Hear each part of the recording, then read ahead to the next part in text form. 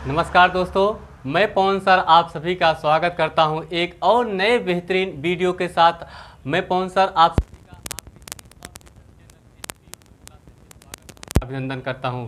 चलिए आज एक और मज़ेदार वीडियो के साथ आज का हम शुरुआत करेंगे। दोस्तों आपको ये बता दें कि क्लास 10th के ये छात्रों के लिए बहुत मोस्ट इम्पॉर्टेंट क्वेश्चन है। दोस्तों ये 3 प्रश्नावली है, अगर आप लोग इसको अच्छे से खूब बढ़िया से देख लेंगे तो मज़ा आ जाएगा। ठीक है, ये वो चैप्टर ये क्वेश्चन कंपटीशन लेवल से भी उठाया जाता है। तो दोस्तों शुरुआत करेंगे अपने इस क्लास की। आज मज़ा आएगा, बेहतरीन क्लास है, आज का बहुत मज़ा आएगा, एक शानदार क्लास है।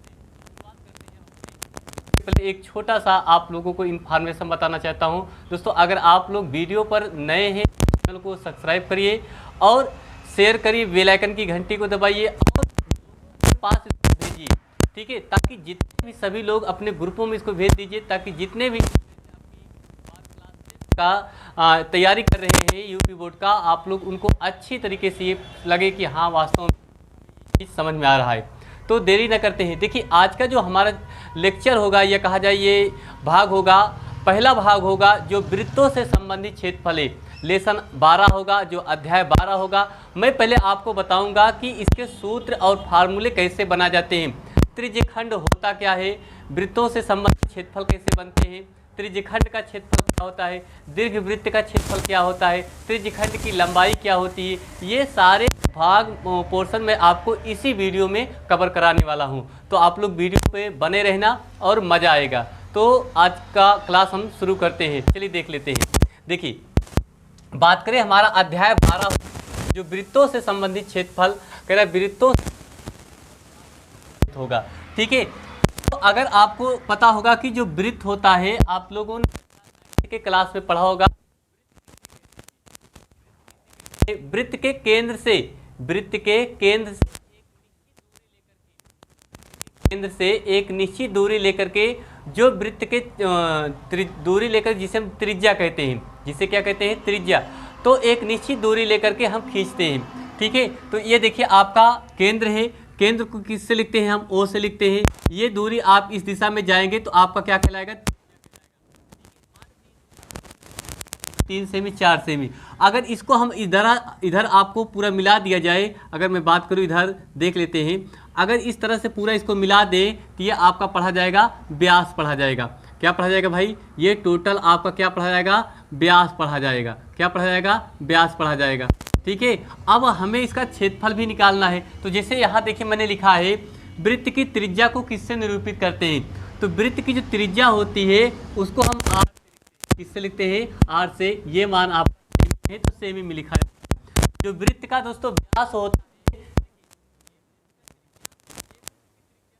दोनों त्रिज्या मिल करके व्यास बनता है। तो एक आर ये कितना आर हुआ, 2 आर हुआ। तो इस तरह से वृत्त क्या कहलाता है भाई, सेमी में कहलाता है। ठीक, आगे जो परिधि होती है उसको लिखते हैं 2 पाई आर। ये भी आपका किस में होता है, सेमी में होता है। ठीक है, मैं अगर आपको बात करूं वृत्त का जो क्षेत्रफल होता है ये आपका होता है पाई आर स्क्वायर, ये सेमी स्क्वायर में होता है। तो ये चीज़ आप लोग ध्यान देना, जो वृत्त की त्रिज्या होती है उसको आर से लिखते हैं, जो वृत्त का व्यास होता है वृत्त की जो परिधि होता है ये सेमी में होता है। अगर बात करें वृत्त का जो क्षेत्रफल होता है वो क्या होता है, पाई आर स्क्वायर, भी क्या होता है, सेमी में होता है। तो दोस्तों इस तरह से आपने देख लिया कि इसका परिचय। ठीक है, अब आपको हम बताएंगे त्रिज्यखंड का क्षेत्रफल कैसे किसे कहते हैं, दीर्घवृत्त का क्षेत्रफल किसे कहते हैं। तो थोड़ा आप इसको जल्दी से नोट कर लेते हैं, मैं आगे इसके बता रहा हूँ। ठीक है, जल्दी नोट कर लेते हैं।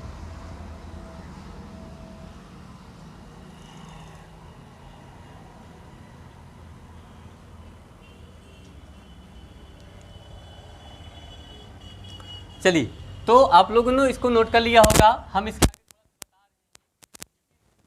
हैं जल्दी से। बस मैं यही आपसे अपेक्षा करता हूं कि आप लोग भाई रिवाइज ही पढ़ाई करते रहिए, आप लोग को कोई भी प्रॉब्लम नहीं होगी। मैं आपको एक दावे के साथ कहता हूं, कहीं भी आपको अदर यूट्यूब पे जाने की आवश्यकता ही नहीं है। ठीक, बस आप लोग ऐसे ही मेहनत करते रहिए। ठीक है, एक दिन मेहनत तो यार जरूर रंग लाएगी। ठीक है, चलिए हम आगे देख लेते हैं। देखिए, जैसे अगर मैं बात करूं, ठीक है, इधर देख लेते हैं। जैसे ये आपका ठीक है, और ये आपका क्या है, केंद्र। ठीक है, ये दूरी भी त्रिज्या होती है। ये अगर O बिंदु है तो ये दूरी आपकी क्या हुई, त्रिज्या हुई। क्या हुई भाई, त्रिज्या। और ये भी दूरी आपकी क्या हुई, त्रिज्या हुई। क्या हुई, त्रिज्या हुई। ठीक है, और यहाँ से जो आपका बनता है, ये जो दोनों के बीच बनता है त्रिज्यखंड का क्या बनता है, क्षेत्रफल का कोण बन गया। ठीक है, ये दूरी आपकी क्या हो गई, लंबाई हो गई। क्या लंबाई हो गई, क्या हो गई भाई, लंबाई। तो आपसे यही बात क्या होगा, तो यहाँ देखते हैं आपका जो अगला फार्मूला बनता है, बात करें त्रिज्य खंड का क्षेत्रफल। ठीक है, त्रिज्य खंड का क्षेत्रफल, ये देखिए। तो इस तरह से आप लोग देखते रहिए, मज़ा आ जाएगा। ठीक है भाई, चलिए देखिए, तो यहाँ से हम बात करें त्रिज्य खंड का क्षेत्रफल। ठीक है भाई, देखिए मेरी बात ध्यान समझना। त्रिज्यखंड का जो क्षेत्रफल होता है, तो देखिए क्या होता है, क्षेत्रफल को आपको तो याद है पाई आर स्क्वायर। क्या होता है भाई, आर स्क्वायर। अब देखिए ये जो टोटल, मेरी बात ध्यान समझना, ये जो टोटल कोण बना है ये कितने डिग्री का बना है, 360 अंश का बना है। 360 अंश में यहाँ से एक चाप लगाया जा रहा है, ये मान लेते जैसे 60 अंश का है, तो इसी करते हैं ना से, तो आ जाता है। यहाँ पर लिखेंगे क्या, पाई आर स्क्वायर थीटा बटे 360 अंश, ये किस में आता है, सेमी। याद रखेंगे जो त्रिज्यखंड का क्षेत्रफल बना, त्रिज्यखंड का क्षेत्रफल बना, वो क्या बना, पाई आर 360 अंश, ये आपका सेमी स्क्वायर में आता है। तो ये त्रिज्यखंड का क्षेत्रफल बनता है। अगर हम बात करें त्रिज्यखंड के चाप की लंबाई, बात करें यहाँ से, देखिए त्रिज्य, ठीक है भाई ध्यान देखना, त्रिज्य खंड चाप की लंबाई। ठीक है भाई, त्रिज्यखंड के चाप की लंबाई। आप देखिए त्रिज्यखंड के चाप की लंबाई को किससे लिखते हैं, किससे लिखते हैं, यल से। इसका जो सूत्र बनता है वो आपका क्या बनता है भाई, इधर देखिए 2 पाई आर आपकी परिध हो गई। क्या होगी भाई, परिध पूरा। ठीक है, गुणे और थीटा बटे कितना रखेंगे, 360 अंश। थीटा बटे क्या रखेंगे, 360 अंश। ये त्रिज्यखंड के चाप की क्या होगी, लंबाई होगी।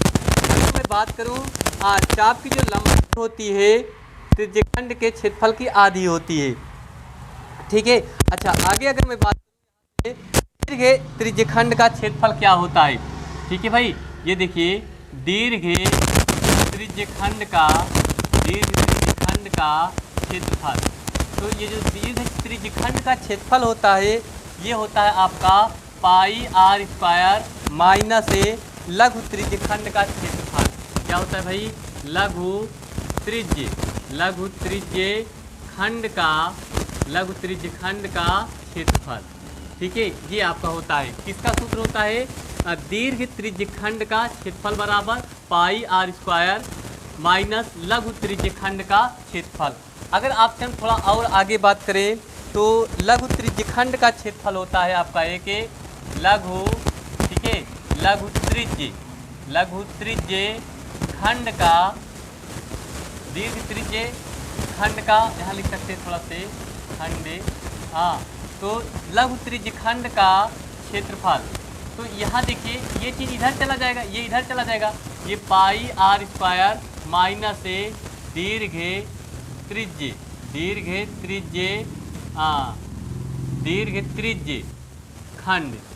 त्रिज्य खंड का क्षेत्रफल। ठीक है, ये हो गया आपका। तो दोस्तों यहाँ से आपका सबसे इम्पोर्टेंट ये सूत्र बनते हैं, त्रिज्यखंड का क्षेत्रफल बराबर पाई आर स्क्वायर गुणे थीटा बाई 360 अंश सेमी स्क्वायर में होता है। ठीक है, त्रिज्यखंड की चाप की लंबाई को यल से लिखते हैं, किससे लिखते हैं भाई, यल से। 2 पाई आर ये आपकी परिध बनती है, 2 पाई r गुणे थीटा बाई 360 अंश। अगर मैं बात करूँ दीर्घ त्रिज्यखंड का क्षेत्रफल होता है वो पाई r स्क्वायर माइनस लघु त्रिज्यखंड का क्षेत्रफल होता है। अब बात करें लघु त्रिज्यखंड का जो क्षेत्रफल होता है वो पाई r स्क्वायर माइनस दीर्घ त्रिज्यखंड का क्षेत्रफल होता है। तो इस तरह से आपने देख लिया इनके सूत्र, ठीक है। अब हम इस पे जो भी सवाल हैं उसको हम हल करेंगे और बहुत सरल तरीके से इसको हम हल कर लेंगे, ठीक है। तो चलिए आप लोग इसको देख लेते हैं, मैं नेक्स्ट आगे आपको बता रहा हूँ।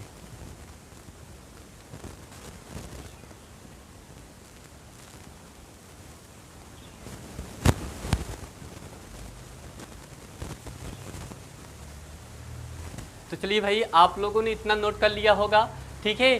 तो आज ये इसके वृत्त कहा जाए कि वृत्तों से संबंधित जो क्षेत्रफल का सूत्र था इसके मैंने परिचय बताया, सूत्र बताया, इसमें कितने कितने सूत्र है, कौन कौन से सूत्र इससे माल होंगे, ठीक है। तो मैं चलिए नेक्स्ट अगले भाग में आपको प्रश्नावली लेके आ रहा हूँ, आप लोग वहाँ से देखिए। पहले प्रश्नावली में ज़्यादा क्वेश्चन नहीं है, तो आज को उन क्वेश्चनों को मैं एक वीडियो में पूरा को हल करा दूंगा, ठीक है। लेकिन मैं आपको एक चीज़ और थोड़ा सा बता दूं, आज मैं यहाँ से आप थोड़ा से कुछ एग्जाम्पल आपको हल करा रहा हूँ, ठीक है। तो उन एग्जाम्पलों को आप देख लीजिए, समझ में आ जाएगा कैसे पूछे जाएंगे। तो चलिए आप लोग इतना नोट कर लेते हैं, मैं एग्जाम्पल आपको समझा रहा हूँ, ठीक है।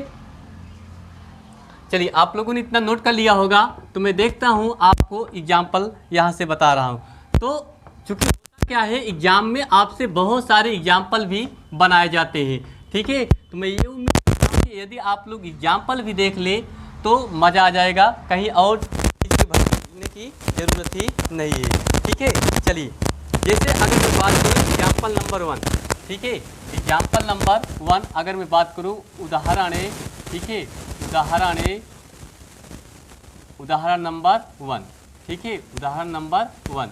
तो ये उदाहरण नंबर 1 क्या है, ठीक है। चलिए इस क्वेश्चन को हम लिखते हैं, उसके बाद हल करते हैं।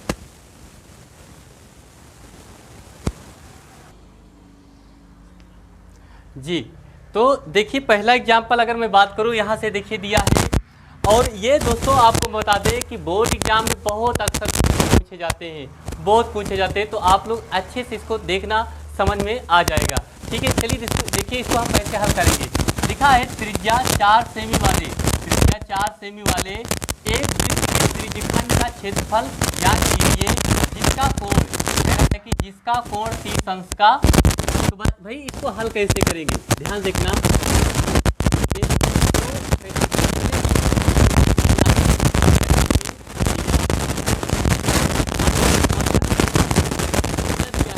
देखिए इधर वृत्त की त्रिज्या, आप देखिए वृत्त की त्रिज्या किससे लिखते हैं, r से।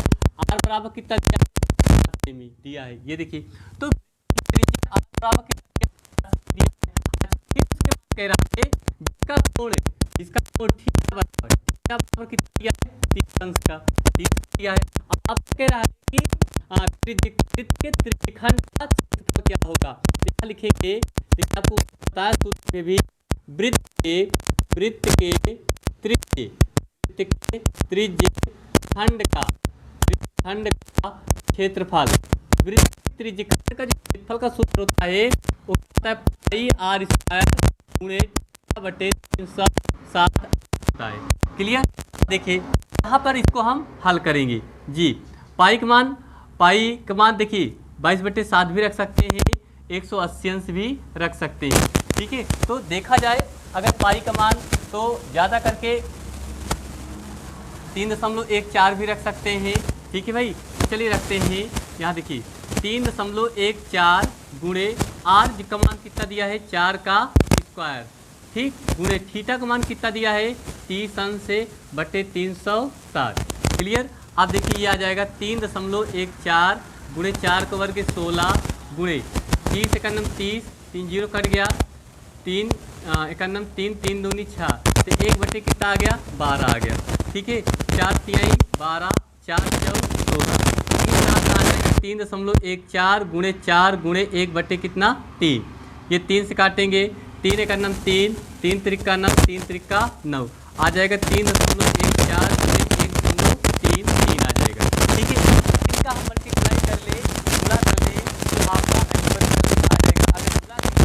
आएगा, इसका गुणा आएगा 4.19, कितना आ जाएगा 4.19। ठीक है, तो देख लेते हैं जल्दी से जी।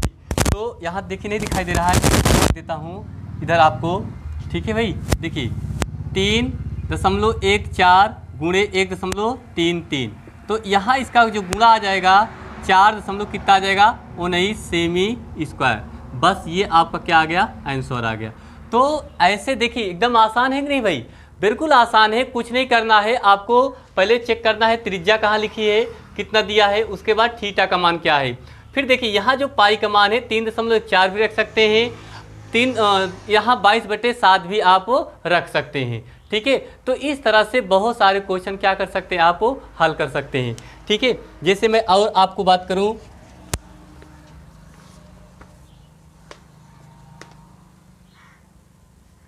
चलिए तो इतना तो समझ में आ गया है। तो ठीक है, तो आप इसको नोट कर लेते हैं, मैं आगे आपको बता रहा हूं।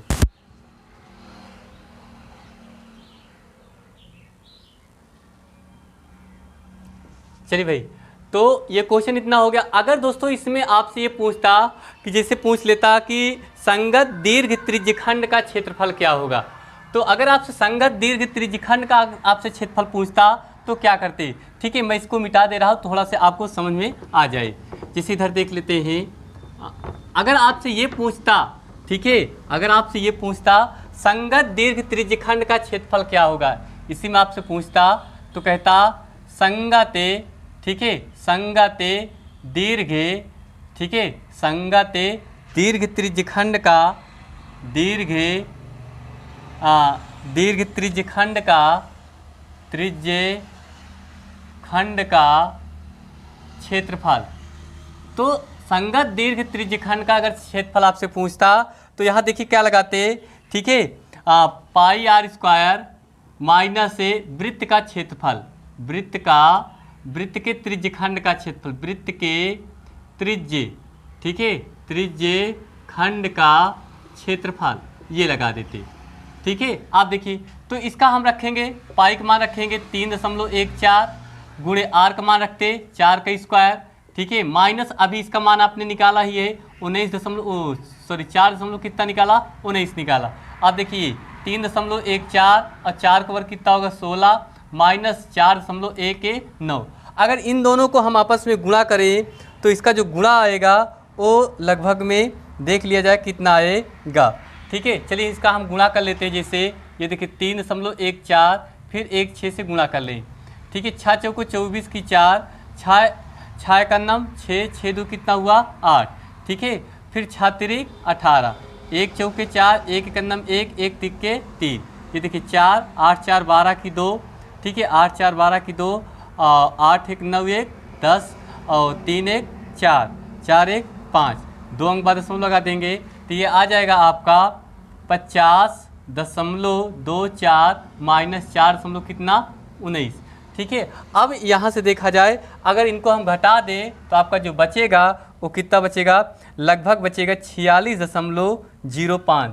ठीक है, 46.05 सेमी स्क्वायर, ये आपका आंसर आ जाएगा। तो इस तरह से देख लीजिए आपने संगत दीर्घ त्रिज्यखंड का क्षेत्रफल पाई r स्क्वायर माइनस वृत्त के त्रिज्यखंड का क्षेत्रफल।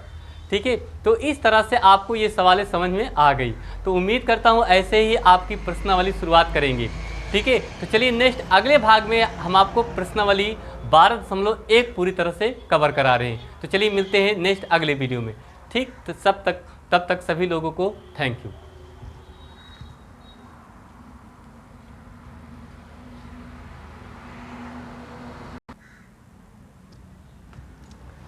जी, मैं आपको आज एक नोटिफिकेशन बताना चाहता हूँ।